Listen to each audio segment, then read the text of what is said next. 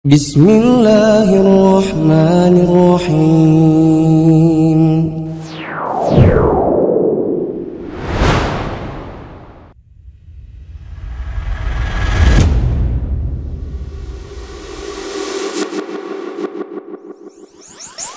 Bismillahirrahmanirrahim. Assalamualaikum warahmatullahi wabarakatuh. Alhamdulillahi rabbil alamin, wassalatu wassalamu ala asyrafil anbiya'i wal mursalin wa ala alihi wa ashabihi wa man tabi'ahum bi ihsanin ila yaumiddin.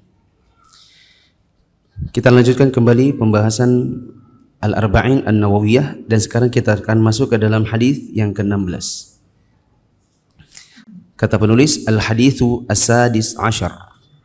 Hadis ke-16. An Abi Hurairah radhiyallahu anhu. Dari Abu Hurairah radhiyallahu anhu, Anna rajulan, bahwa seorang laki-laki qala lin Nabi sallallahu alaihi wasallam, berkata kepada Nabi sallallahu alaihi wasallam, ausini. berilah aku wasiat. Ini ditandai. Ausini, berilah aku wasiat. Qala la taghdab. Beliau menjawab, jangan marah. Faraddada miraran. Laki-laki itu mengulang kata-katanya beberapa kali. Qala la taghdab. Dan Nabi sallallahu alaihi wasallam menjawab, jangan marah. Rawahul Bukhari. Diriwayatkan oleh Al-Bukhari. Abi Hurairah, teman-teman sudah tahu siapa dia dan kenapa dia dinamakan Abu Hurairah. Kalau nama aslinya siapa? Abdurrahman bin Sakhr. Ada seorang laki-laki katanya bertanya kepada Nabi SAW atau berkata kepada beliau, tolong wasiati aku. Tadi kita lingkari atau kita tandai, ausini, wasiatilah saya. Kata para ulama atau kata Syekh Utsaimin, ini adalah perkataan seseorang ila syakhsin bi amrin ham. Ini perkataan yang isinya pasti sesuatu yang penting. Kalau seseorang sudah mau wafat misalnya, dia menitipkan wasiat, pasti yang disebutkan adalah yang penting-penting saja. Orang tua mau wafat, tentu yang akan diwasiatkan adalah seputar hartanya nanti agar dibagi begini dan begitu. Wasiat untuk diwakafkan atau disedekahkan seberapa dari hartanya. Kemudian dia menasihatkan agar anak-anaknya jangan ada yang berkelahi, jangan ada yang bertengkar, agar rukun saling mengunjungi satu sama lain setelah orang tua wafat. Pasti yang penting-penting. Gak mungkin lagi dia bilang, jangan lupa kasih makan ikanku, jangan lupa ayam-ayamku. Sudah tidak penting buat dirinya. Nah, ketika ada orang berkata kepada Nabi, tolong wasiati saya, berarti jawabannya beliau pasti sesuatu yang penting. Dan Nabi mengatakan, la taghdab, jangan marah. Dan rupanya perkara jangan marah ini adalah sesuatu yang sangat penting di sisi Nabi SAW. Syekh Utsaimin mengatakan, apa maksudnya jangan marah? Apakah jangan marah, yakni meskipun ada sesuatu yang bikin marah, maka jangan marah? Ataukah maksudnya jangan melakukan hal-hal yang membuat marah? Ya, jawabannya dua-duanya benar. Meskipun jawaban yang pertama tentu susah. Ya kan? Tafsir dari jangan marah artinya kalau ada sesuatu yang bikin kamu marah, jangan marah. Ini sesuatu yang susah karena itu adalah tabiat manusia. Misalnya istrinya bikin jengkel, ya biasanya dia marah. Dan ini sebenarnya tidak mengapa, dan itu sesuatu yang tabiat asalkan masih bisa dikendalikan. Asalkan dikendalikan. Ini dari saya pribadi. Contohnya seorang suami marah kepada istrinya, maka jangan sampai mengeluarkan kata-kata binatang. Jangan sampai bermudah-mudahan untuk mengucapkan kata cerai atau talak. Jangan sampai membanting barang, memecahkan dan merusak perabotan. Bila pun ada yang harus antum pukul, misalnya antum pukul bantal aja, bantal nggak apa-apa deh. Ya. Dan satu lagi, biasanya kemarahan seorang suami atau istri itu akan lebih mudah dikendalikan apabila mereka sudah sama-sama tahu dari awal apa saja hal-hal yang bikin pasangannya marah.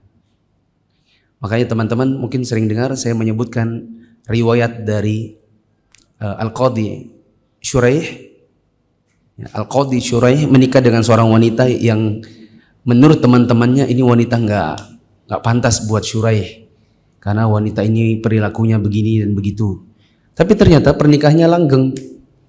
Maka teman-temannya bertanya tentang tipsnya, bagaimana engkau melanggengkan pernikahan dengan wanita yang seperti ini. Maka Syuraih mengatakan, di malam pertama saya dan istri saya nyemil-nyemil begitu ya. Sambil nyemil-nyemil, ngobrol-ngobrol kecil, dan di situ kami saling menyebutkan apa yang kami suka dan apa yang kami tidak suka. Sehingga dengan begitu sedari awal kami sudah menjalani rumah tangga kami dengan berusaha mengerjakan yang disukai pasangan dan berusaha untuk menghindari yang membuat pasangan marah. Hadits ke-17, Al-Hadits Sabi' Ashar. Hadis ke-17. An Abi Ya'la Shaddad ibn Aus radhiyallahu taala anhu. Dari Abu Ya'la Shaddad bin Aus, semoga Allah taala meridainya. Teman-teman tandai di Abi Ya'la. Tapi ini sudah tahu, ini pasti nama kunyah. Dan nama asli sahabat ini adalah Shaddad bin Aus. Siapa dia? Cari sendiri. Ya. Bisa dilihat di buku-buku ensiklopedi sahabat Nabi.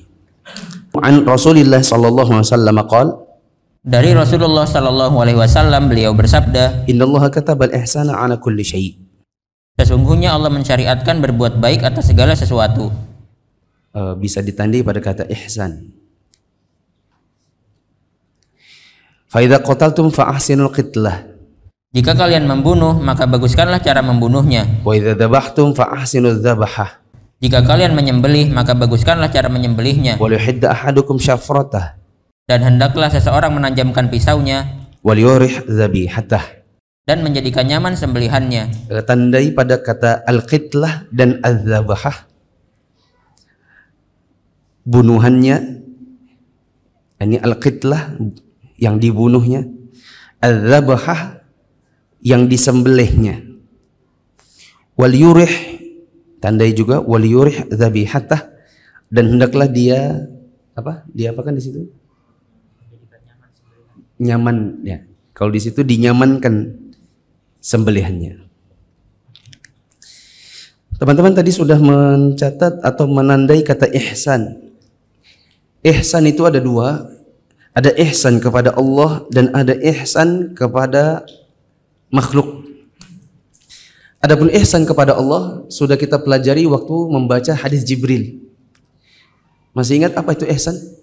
Kata Nabi SAW ketika ditanya Nabi, engkau beribadah kepada Allah seakan-akan engkau melihatnya, dan memang engkau tidak mampu melihatnya, akan tetapi Allah melihatmu. Ini ihsan kepada Allah Ta'ala. Adapun ihsan kepada makhluk adalah berbuat baik apapun yang kita lakukan. Di sini diberikan contoh oleh Nabi SAW dengan dua model, yaitu berbuat ihsan kepada al-qitlah dan berbuat ihsan kepada az-zabhah. Al-qitlah yang dibunuh, az-zabhah yang disembelih.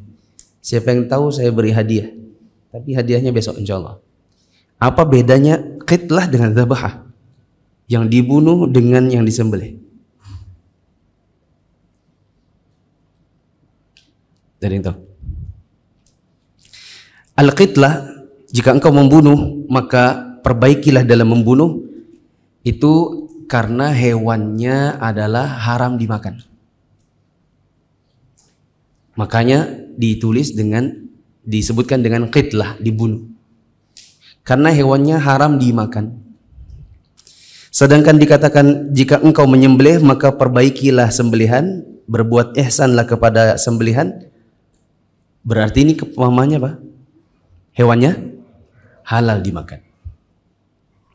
Contoh cicak, kita kan nggak nyembelih cicak. Cicak itu dibunuh.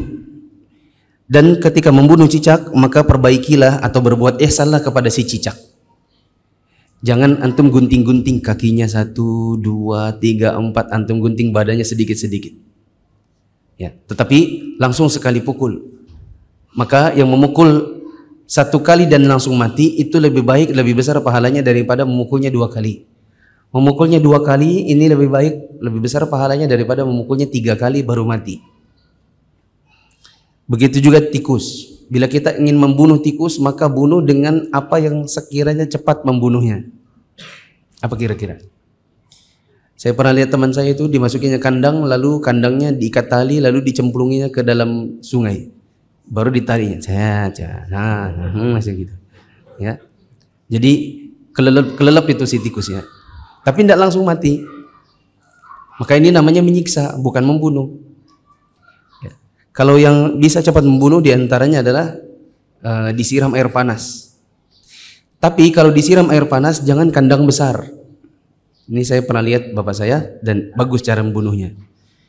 Kalau kandangnya besar, perangkapnya besar, terus kita siram air panas, dia lari-lari, lari sana lari sini, itu bisa kejar-kejaran air panas sama si tikusnya. Nanti dia kepanasan hanya bagian sini, maka diperkecil area larinya. Misalnya 30 kali 20 kali 10, maka dibuat begini, 10 kali 20 yang di bawah, jadi dia berkitarnya hanya di situ saja, jadi cepat mulai matinya. Ya, jangan yang area besarnya. Wallahu a'lam bishawab. Ada juga yang mengatakan ditembak. Ya, kalau tikusnya kecil bisa langsung diinjak, dimasukin plastik lalu diinjak. Apa yang cepat dalam pembunuhannya? Untuk hewan yang halal dimakan maka dia disembelih seperti ayam, bebek, sapi dan lain-lain.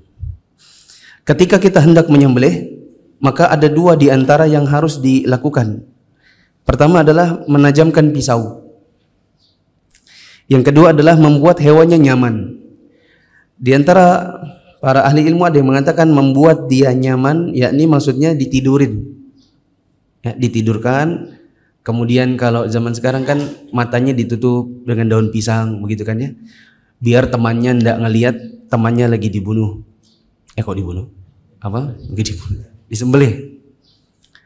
Ya, supaya hewan-hewan yang masih hidup tidak melihat temannya disembelih, begitu juga dia tidak takut melihat pisau.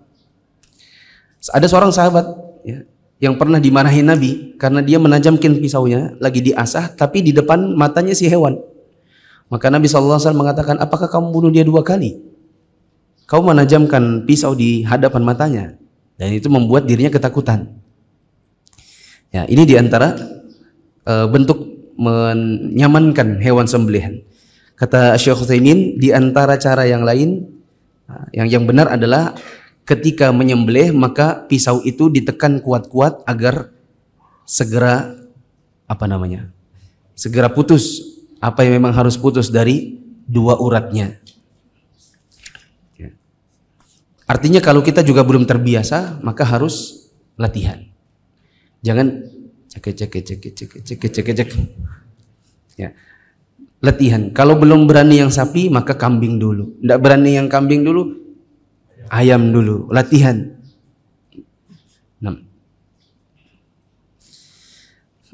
Di syarah Syekh Utsaimin disebutkan tentang syarat-syarat menyembelih, tapi saya kira kalau dibacakan nanti terlalu panjang. Mungkin teman-teman bisa merujuk kepada kitab-kitab yang lain seperti Minhajul Muslim, ensiklopedi Islam karya Syekh Abu Bakar Jabil Al-Jazairi. Beliau mencantumkan bab penyembelihan di dalam kitabnya Minhajul Muslim. Mungkin teman-teman bisa baca hukum-hukumnya di situ. Langsung ke hadis ke 18. Al-haditsus tsamin asyar. Hadis ke-18. An Abi Dzar Jundub bin Junadah. Dari Abu Dzar Jundub bin Junadah. Siapa ini? Teman-teman bisa lihat di buku tentang sahabat Nabi. Wa Abi Abdurrahman Mu'adz ibn Jabal radhiyallahu anhuma. Dan Abu Abdurrahman Mu'adz bin Jabal radhiyallahu anhuma. Tandanya anhuma. An Rasulillah sallallahu alaihi wasallam qala. Dari Rasulullah sallallahu alaihi wasallam beliau bersabda, Ittaqillaha haitsuma kunta. Bertakwalah kepada Allah dimanapun kalian berada. Ittaqi ditandai bertakwalah.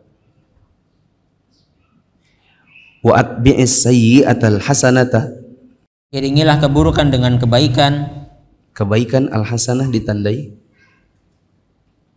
tamhuha, Niscaya kebaikan akan menghapuskannya. wa khaliqin nasa Dan pergaulilah manusia bi khuluqin hasan, dengan akhlak yang baik. tandai pada khuluqin. Rawahu Tirmidzi wa qala haditsun hasan wa fi ba'di nusakh hasanun sahih. Diriwayatkan oleh At-Tirmidzi dan dia berkata hadis hasan, di sebagian naskah hasan sahih.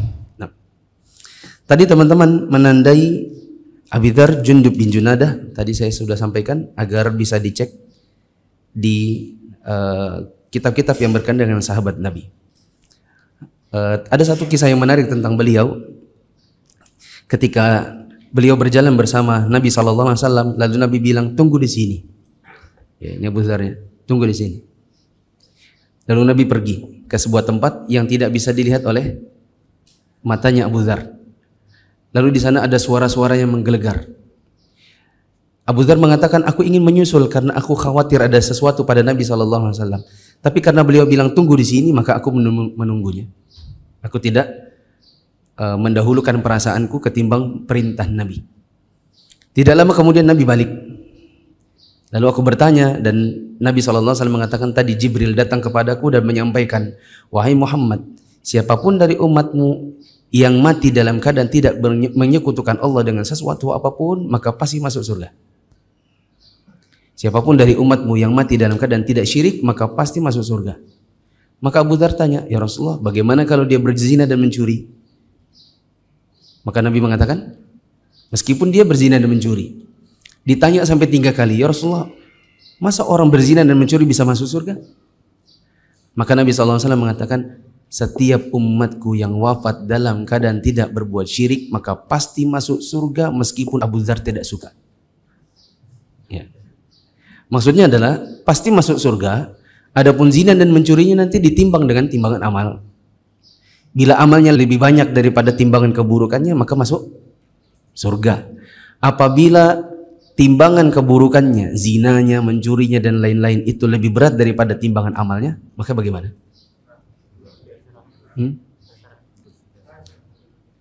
Kok terserah? Ini sudah jelas nih, di hari kiamat ditimbang, ternyata timbangan keburukannya lebih berat daripada timbangan kebaikannya. Sudah jelas. Bagaimana? Maka dia pasti masuk neraka. Tapi dalam rangka membersihkan dirinya dari dosa. Adapun statusnya yang tidak berbuat syirik sampai wafatnya, maka pasti memasukkannya ke dalam surga. Jadi ada proses pencucian dulu. Dan semoga Allah tidak menjadikan kita orang-orang yang dicuci dulu, tapi langsung masuk surga. Tadi dikatakan anhuma. Ini anhuma, semoga Allah meridai keduanya. Siapa dengan siapa?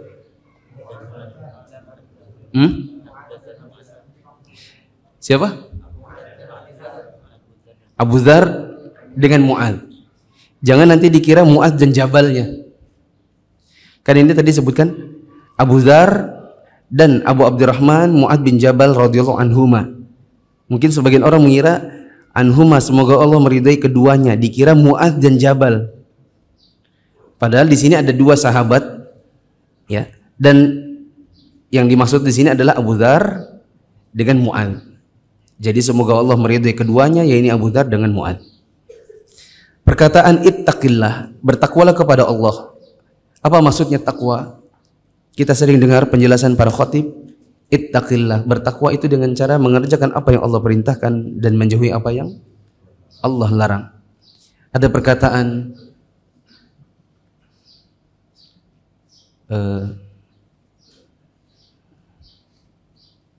Ubay bin Ka'ab. Ubay bin Ka'ab ketika dia berdialog dengan Umar bin Khattab, maka Ubay bin Ka'ab mengatakan, takwa itu adalah sebagaimana engkau berjalan di atas jalan yang banyak durinya. Tentu engkau akan berhati-hati agar tidak menginjak duri-duri yang ada di jalan tersebut. Ya, sebagaimana kita hidup di jalan menuju kepada akhirat dan di atasnya ada banyak duri-duri yang merintangi, maka kita berhati-hati agar tidak menggunakan anggota badan, lisan, hati, waktu, harta kita untuk menginjak duri-duri yang ada pada jalan menuju akhirat. Perkataan wa atbi'in sayyi'atal hasanata al-hasanah, dan ikutilah keburukan dengan perbuatan baik. Al-hasanah di sini ada dua, yaitu taubat maupun berbuat baik yang lain, kebaikan yang lain. Kalau kita melakukan sebuah dosa, maka kita bisa menutupi dosa tersebut dengan bertaubat dan mengerjakan berbagai kebaikan. Misalnya seseorang yang dulu pernah berzina, maka dia harus bertaubat. Dan tidak cuma taubat, dia bisa menutupi kesalahannya dengan cara memperbanyak kebaikan. Bersedekah, menikah, mendidik anak, berbuat baik kepada istrinya. Bukan cuma sekedar taubat yang berhubungan dengan kesalahan tersebut, tetapi juga semua kebaikan. Ada perkataan pergaulilah manusia dengan apa di situ disebutkan? Khuluq di situ apa terjemahnya? Akhlak. Kalau tidak ada harokatnya, bisa saja ada orang mengatakan bi khuluqin hasan. Ini kan mungkin di bukunya sudah dikasih harokat. Maka kita bisa membaca bi khuluqin hasan. Kalau tidak ada harokatnya, mungkin saja ada orang berkata bi khuluqin hasan. Dan apa bedanya khuluq dengan khalq? Bi khuluqin dengan akhlak. Akhlak itu artinya sesuatu yang indah dari dalam diri kita sendiri. Sedangkan khalq itu artinya yang di luar. Maksudnya baju, wajah, rambut. Nah, kita disuruh oleh Nabi SAW untuk mempergauli manusia dengan keindahan yang di dalam, dan tidak terlalu peduli dengan yang ada di depan. Tapi kalaupun ada yang di depan, maka ini tidak mengapa, ini nilai plus. Tentu bergaul dengan manusia dengan baju yang rapi itu akan lebih mudah ketimbang misalnya kita datang dengan baju gamis putih yang sudah berdaki. Ya, dulu zaman-zaman kami kuliah di Jogja itu ada sebagian teman-teman. Ya, mohon maaf teman-teman kalau ada yang menyimak. Kadang-kadang ada yang mahasiswa itu bajunya sudah 3 hari. Ya, daki itu bukan dalamnya lagi. Daki itu sudah luar-luarnya juga. Pergelangan tangan, apalagi kalau di sini ada kancing, itu kan lebih mudah kelihatan kotornya ketimbang yang nggak ada kancing, betul ya? Nah, itu yang ada kancingnya di sini sudah coklat-coklat. Ya. Terus bicara di sini peci putih, di sini udah banyak temanan. Tahu temanan? Ini orang Malang nggak tahu temanan. Temanan itu yang bintik-bintik hitam, jamur, yang susah dicuci. Ya. Jadi ketika kita bergaul seperti itu, orang menatap kita daki-dakinya di sini, dakinya di sini, pecinya itu jamur hitam-hitam. Mungkin orang juga tidak nyaman. Maka pergaulilah manusia dengan akhlak yang baik, tapi tidak cuma itu. Ya, boleh juga kita perhatikan penampilan luar supaya bergaul dengan manusia ini juga nyaman. Tapi kalau harus memilih, seandainya harus memilih, mana yang lebih didahulukan? Yang luar atau yang di dalam? Yang di dalam.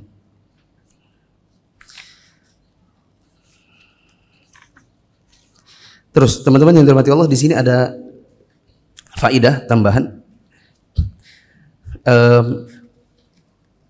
Akhlak atau yang di dalam ini itu ada 2. Akhlak di dalam diri kita itu ada 2. Ada yang sifatnya tabi'i, ada yang sifatnya bil kasb. Tabi'i itu artinya alami. Alami.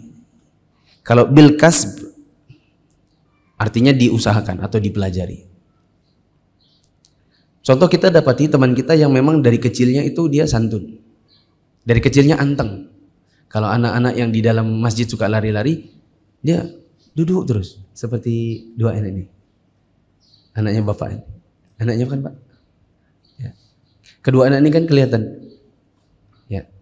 Ikut sholat subuh, ikut pengajian, duduk, tenang. Setiap hari ada di sini, di masjid ini. Ya, kelihatan dari kecil. Nanti sampai besar, misalnya orangnya kalem. Ya. Maka kita bilang itu berarti tabi'i. Akhlaknya tabi'i. Memang sudah alami begitu.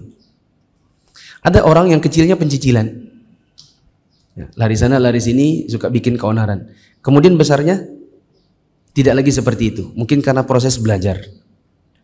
Ya, ini namanya akhlak yang dipelajari atau diusahakan. Dan kedua-duanya baik. Kedua-duanya baik. Lanjut ke al-hadits at-tasi' ashar. Hadis ke-19. An Abil Abbas Abdullah ibn Abbasin radhiyallahu anhuma. Dari Abul Abbas Abdullah bin Abbas radhiyallahu anhuma. Qal, Dia berkata, kuntu khalfan Nabi sallallahu alaihi wasallam yauman faqal. pada suatu hari aku berada di belakang Nabi Shallallahu Alaihi Wasallam, lalu beliau bersabda, Ditandai khalfah, di belakang. Ya gulam, wahai anak kecil, inni u'allimuka bi kalimatin. sesungguhnya aku akan mengajarimu dengan beberapa kalimat. Tandai pada kata gulam, anak kecil. Tandai pada kata kalimat, kalimatin, beberapa kalimat. Ihfazillaha yahfazka. Jagalah Allah, niscaya Dia menjagamu. Afwan, saya perjelas dulu yang di atas supaya nggak kelamaan. Abul Abbas ini nama kunyahnya Ibnu Abbas, nama aslinya adalah Abdullah. Abdullah Ibni Abbasin radhiyallahu anhuma. Perlu diketahui kurang lebih ada 300-an sahabat yang namanya semuanya Abdullah. Cuma bervariasi dari sisi nama bapaknya. Disebutkan anhuma karena dia dan bapaknya, yaitu Abdullah dengan Abbas, dua-duanya adalah sahabat Nabi. Abbas itu adalah pamannya Nabi dan Abdullah berarti sepupunya Nabi. Cuma usianya lumayan jauh. Makanya nanti Nabi mengatakan, "Hai anak kecil." Ya, padahal Nabi sudah dewasa dan dia masih kecil. Dia berkata, "Kuntu khalfan Nabi," aku berada di belakang Nabi. Di belakang ini apapun kondisinya semuanya benar insya Allah. Ada yang mengatakan dibonceng. Jadi bisa jadi naik unta atau naik kuda lalu dia belakangnya Nabi. Bisa jadi jalan bareng tapi dia agak belakangnya Nabi. Ya. Jadi nanti kalau ketemu terjemahan, kamu dibonceng ya? Iya. Kalau di bukuku ini berjalan. Yang mana yang betul? Jawabannya insya Allah sama aja. Kemudian ya gulam, nak, wahai anak kecil. Ini adalah perkataan yang lembut dari seorang yang sudah dewasa kepada anak kecil. Jadi kalau kita manggil anak kecil, misalnya kalau di zaman sekarang, dek, sini dek. Ya. Misalnya ada anak kecil lihat ke orang buka puasa bersama di masjid. Terus dia kayak mungkin tidak puasa jadi dia takut begitu kan. Jadi jalannya satu tapak begitu. Kita, dek sini. Gitu kan. Tidak apa-apa, tidak masuk gitu. Beda kalau zaman kita 90, tidak puasa ya? Sana. Ya. Dan itu bikin takut jadinya. Padahal tidak apa-apa. Meskipun mereka tidak puasa, kalau ada orang makan bersama, buka puasa di masjid, ajak. Ya, nanti kan bisa dinasihati, puasa enggak? Oh, enggak puasa. Ya, besok-besok puasa gitu. Jadi dapat kesempatan nasihat. Coba kalau diusir. Enggak puasa. Sana. Atau yang bingkak tepung aja, ambil sana. Yang bingkanya kentang semua buat bapak-bapak. Kapan kita punya kesempatan nasihati mereka? Ya, saya korban dulu begitu. Nah. Kemudian perkataan kalimat, beberapa kalimat. Kalau kita belajar nahwu, kalimatun itu artinya kata. Kalau kalimat itu apa dalam nahwu? Jumlah. Nah, di dalam bahasa syariat itu tidak seperti bahasa nahwu. Kalau nahwu itu kata adalah kalimatun. Kalimat itu jumlatun. Sedangkan dalam bahasa syariat bisa saja kata itu adalah kalimah, tapi kalimat adalah kalimat gitu. Nah, makanya di sini Nabi tidak mengajarkan beberapa kata. Nabi mengajarkan beberapa kalimat. Tapi Nabi juga tidak mengatakan inni u'allimuka jumlat. Nabi tidak bilang dengan kata jumlah. Ya. Ada berapa di sini? Syekh Utsaimin mencatat ada 12 kalimat. Saya tandai tadi subuh, memang ada 12. Bila dihilangkan yang kembarnya. Karena kalau ditambah dengan kembarnya kurang lebih jadi 13.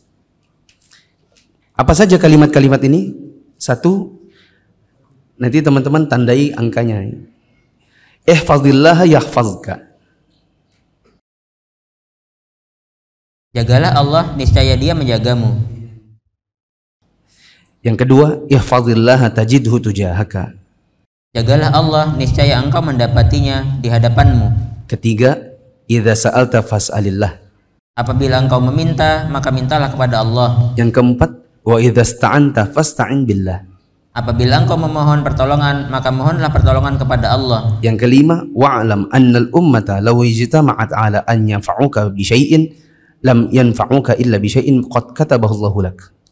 Ketahuilah, sesungguhnya umat ini, seandainya mereka bersepakat untuk memberikan manfaat kepadamu dengan sesuatu, pasti mereka tidak akan bisa memberi manfaat kepadamu, melainkan dengan sesuatu yang telah ditulis oleh Allah untukmu.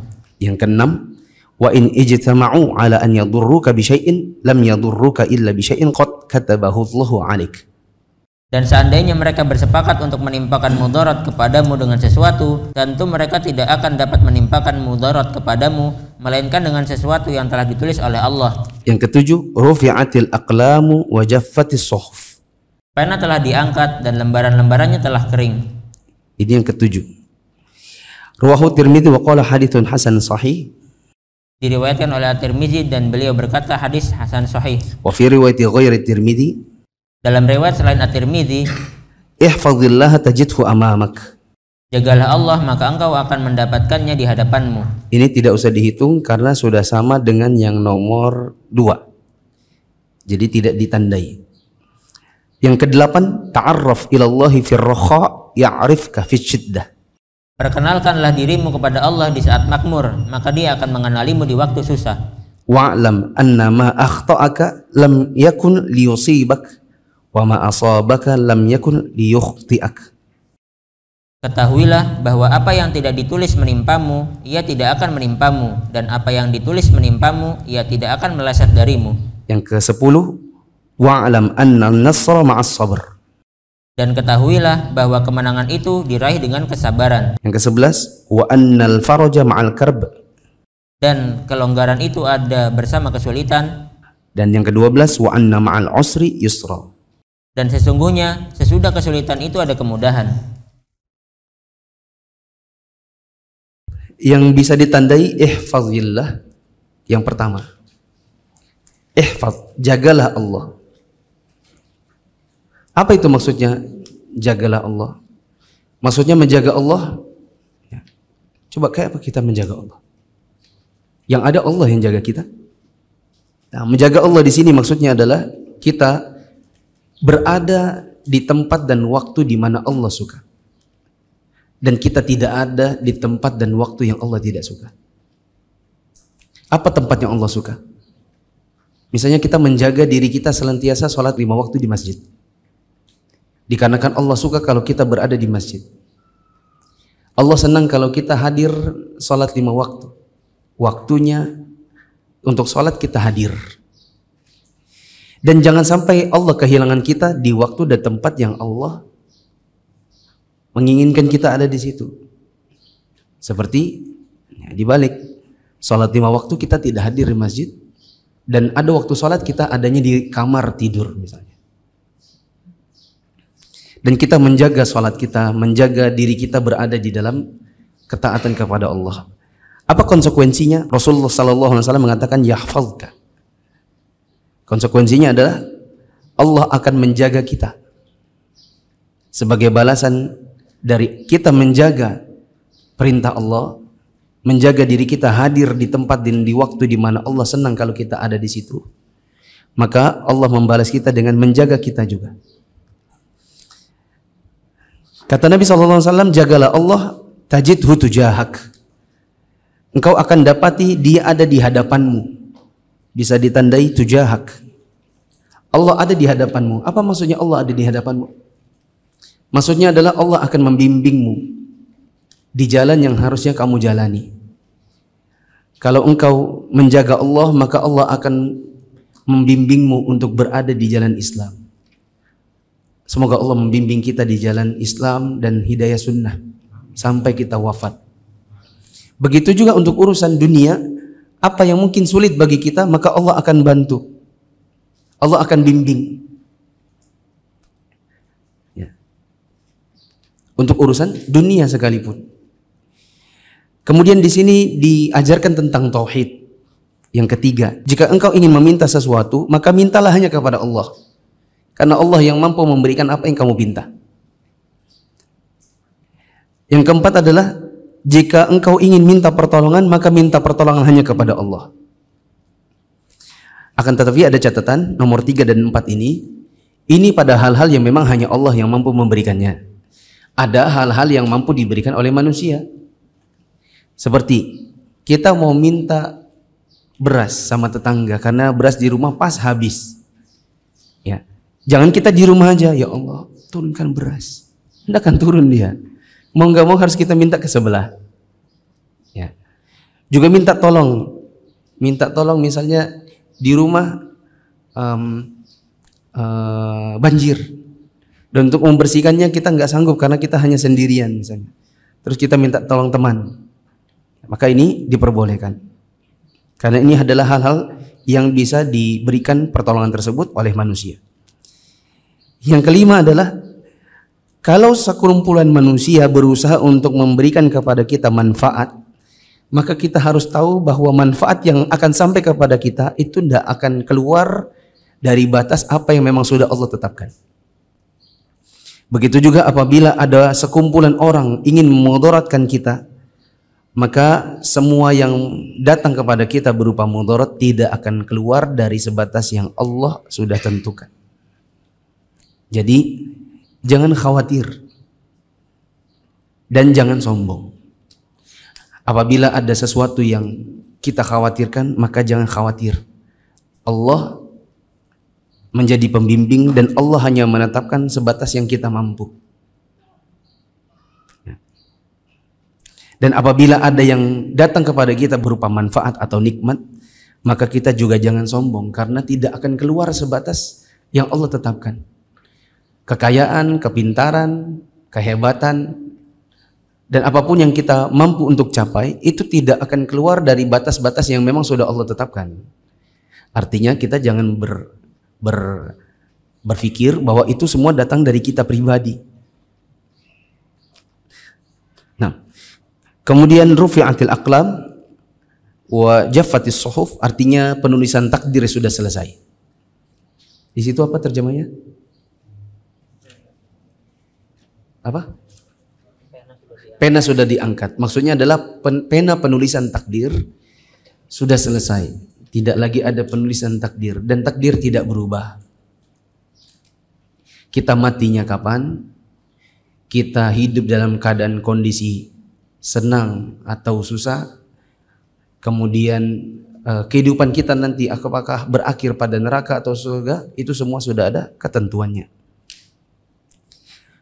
Nanti tinggal permasalahan yang sering dibingungkan orang, bagaimana dengan hadis yang mengatakan la yaraddul qada illa du'a, bahwa takdir itu tidak bisa berubah kecuali dengan doa. Loh, katanya penulisan takdir sudah selesai, kok takdir bisa berubah dengan doa? Ini banyak dibingungkan orang. Nah, itu cari sendiri. Ya. Kenapa kok bisa berubah takdir dengan doa? Atau jelasin aja. Maksud perkataan Nabi SAW ini adalah tidak akan berubah takdir kecuali dengan doa. Maksudnya ini semua dalam konteks takdir juga. Contoh kita sakit, itu takdir Allah. Kemudian Allah takdirkan kita untuk berdoa. Lalu takdir sakit tadi berubah menjadi takdir yang lain, yaitu sehat. Jadi kita sakit, lalu berdoa, lalu berubah jadi sehat, itu semua tetap dalam kondisi takdir. Maksudnya tidak berubah satu takdir ke takdir yang lain kecuali dengan doa. Kemudian sabda Nabi SAW, ihfazillah tajidhu amamak, ini sudah sama dengan yang nomor 2. Ta'arraf ilallah fi ar-rakha, kenalilah Allah di masa engkau apa kalau di situ? Di sini tadi ke apa tadi? Kemakmuran. Kalau di situ apa? Hah? Senang. Ya. Yang benar adalah di saat lapang. Dan lapang ini jadi 3. Dibelah menjadi 3. Sehat, aman, kaya. Sehat, aman, kaya.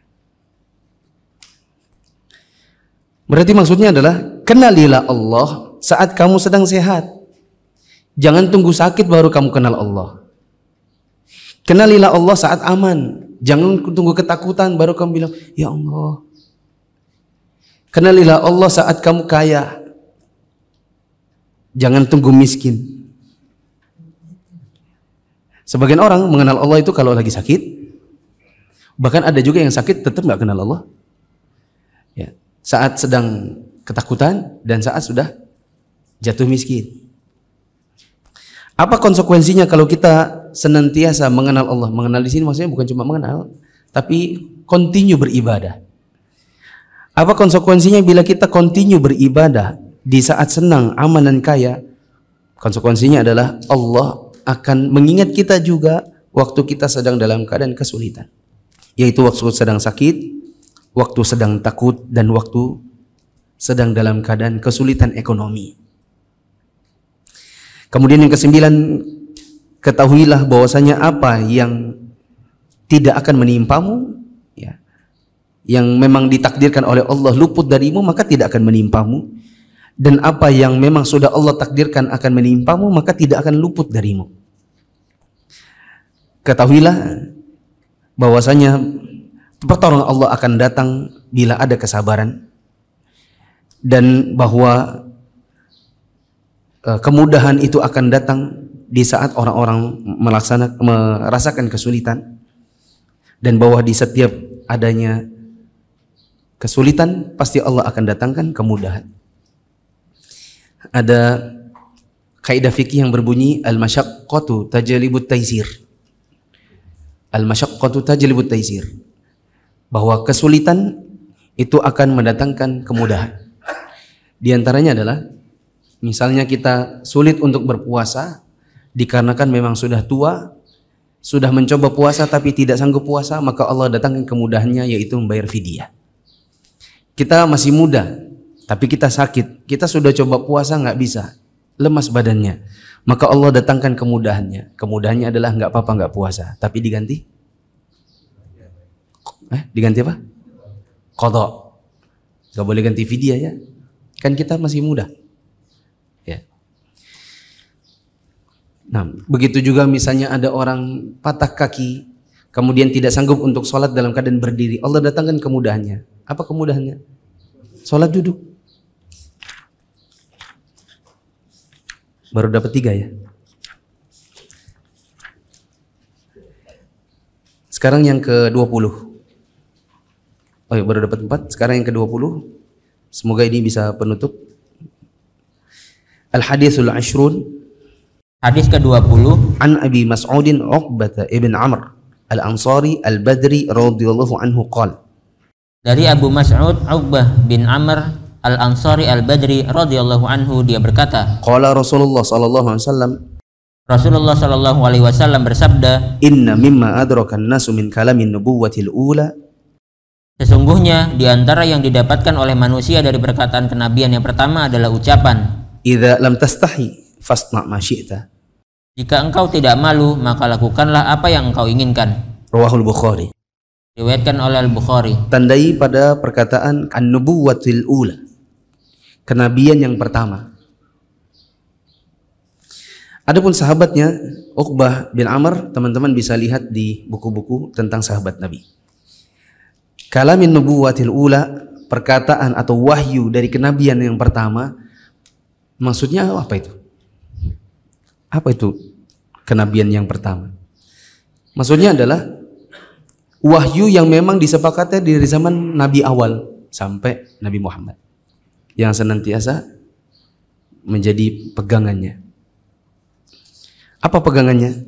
Perkataan, kalau kamu memang tidak punya malu, lakukan saja semaumu. Idza lam tastahi fasna' ma syi'ta, jika engkau tidak malu, maka berbuatlah semaumu. Ini ada dua penafsiran dan dua-duanya benar. Pertama adalah penafsiran celaan. Penafsiran yang sifatnya celaan. Berarti kalimatnya kayak gitu. Kalau tidak malu, silakan aja. Ini disuruh atau dicela? Ya. Misalnya ada orang berzina di jalan. Ya, kita bilang, "Mas, negeri muslim ini. Kau pikir negeri kafir. Tapi kalau kamu tidak malu, berbuatlah semaumu." Itu celaankah atau disuruh malah? Ya. Itu celaan. Ini penafsiran yang pertama. Ya, sama dengan misalnya ada orang merokok di dalam di dalam ruangan umum, di dalam angkutan umum. Ya. Kalau ada orang merokok seperti itu, kita bilang, Mas, idza lam tastahi fasna ma syi'ta. Apa tuh Mas? Nah itu sifatnya dzam, sifatnya adalah celaan. Tafsir yang kedua adalah pembolehan. Tafsir yang kedua adalah pembolehan. Kalau yang pertama tadi apa? Celaan. Yang kedua pembolehan. Maksudnya begini. Kalau yang kamu lakukan itu memang tidaklah sesuatu yang memalukan, kenapa harus malu? Lakukanlah, ini sesuatu yang boleh kok. Begitu. Bisa dipahami? Contoh, bertanya di kajian. Siapa yang mau bertanya? Ada satu orang yang tidak mau bertanya karena dia bilang malu. Saya malu karena saya masih baru. Maka tafsirnya ini atau dalilnya bisa dipakai ini. Idza lam tastahi fasna ma syi'ta. Kalau memang yang kamu lakukan ini memang boleh, kenapa harus malu? Lakukanlah semaumu, lakukan aja. Orang itu boleh kok, gitu maksudnya. Ada orang misalnya mau pergi ke pengantin. Kalau di pengantin kan identik orang pakai baju batik tuh. Nah ada orang pakai baju koko kayak gini. Ini kan baju halal aja begitu ya. Udah harus pakai baju batik kan. Nah terus ada yang bilang, aku malu. Nanti dibilang orang kayak pengajian. Kamu pengantin atau pengajian? Kita bilang, idza lam tastahi fasna ma syi'ta. Ini bukan sesuatu yang memalukan kok. Beda kalau pakai kaos oblong, kaos bola, pergi pengantinan. Iya itu nggak pantas. Kalau pakai baju koko nggak ada masalah. Pakai gamis nanti dibilang orang kayak pergi umroh. Nggak apa-apa. Bukan sesuatu yang memalukan, maka lakukan aja, nggak usah malu. Gitu maksudnya. Kemudian teman-teman yang dirahmati Allah, di sini ada faedah tambahan. Apa yang diwariskan oleh Nabi terdahulu itu ada 3. Yang diwariskan dari Nabi terdahulu itu ada 3. Yang pertama adalah yang di dalam syariat kita itu dibenarkan. Di dalam syariat kita dibenarkan. Maka boleh kita lakukan. Contohnya puasa Nabi Daud. Yang kita kenal sebagai puasa yang paling utama setelah puasa Ramadan. Puasa apa? Puasa Daud. Itu kan warisan dari Nabi terdahulu. Sehari puasa, sehari tidak. Contoh yang lain adalah sebagaimana hadis ini. Yaitu berbuat yang memang kita yakin itu bukan sesuatu yang memalukan, sesuatu yang wajar, maka tidak usah malu. Ya, di dalam syariat kita itu dibenarkan. Yang kedua adalah yang menurut syariat kita itu sesuatu yang sudah dibatalkan. Seperti bunuh diri untuk taubat. Bunuh diri untuk taubat itu adalah syariat di zamannya Nabi Musa. Dan datang Nabi Muhammad SAW dibatalkan yang seperti itu. Di syariatnya Nabi Muhammad, kalau ada orang bunuh diri malah justru masuk neraka. Kata Nabi SAW, man qatala nafsahu bisyai'in udziba bihi yaumal qiyamah. Siapa yang membunuh dirinya dengan sesuatu, maka akan diazab di hari kiamat dengan sesuatu yang dia pakai buat bunuh diri. Siapa yang membunuh dirinya dengan minum racun, maka diazab di hari kiamat dengan racun. Siapa yang membunuh dirinya dengan besi, maka diazab nanti dengan besi di hari kiamat. Siapa yang bunuh diri dengan menjatuhkan diri ke dalam menjatuhkan diri dari tempat yang tinggi, maka Allah lemparkan dia ke dalam neraka. Ya. Bahkan ada seorang laki-laki yang ikut berperang. Ya, seorang laki-laki yang ikut berperang, teman-teman sudah sering dengar ceritanya. Dan dia gagah berani. Ada yang puji, ya Rasulullah itu hebat orangnya. Nabi bilang apa? Itu penghuni neraka. Singkat kata, ternyata dia apa? Bunuh diri.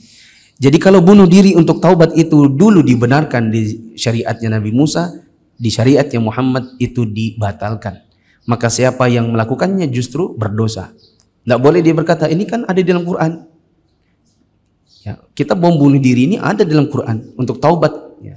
Makanya yang kami pilih sebagai pelaku-pelaku bom bunuh diri itu adalah orang-orang yang memang pengen taubat.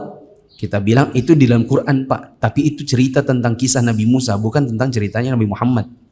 Anda salah tempat. Qurannya benar, pemahaman Anda yang sesat. Contoh yang lain adalah puasa 7 hari 7 malam tidak buka. Ya, di syariatnya Nabi Muhammad itu tidak boleh. Puasa 7 hari 7 malam tanpa buka.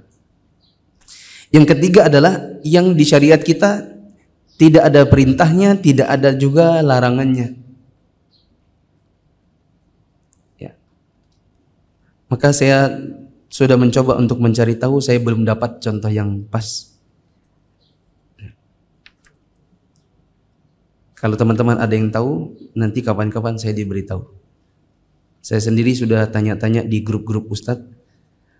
Saya belum dapatkan contoh yang memang langsung disebutkan. Oh ini, oh itu.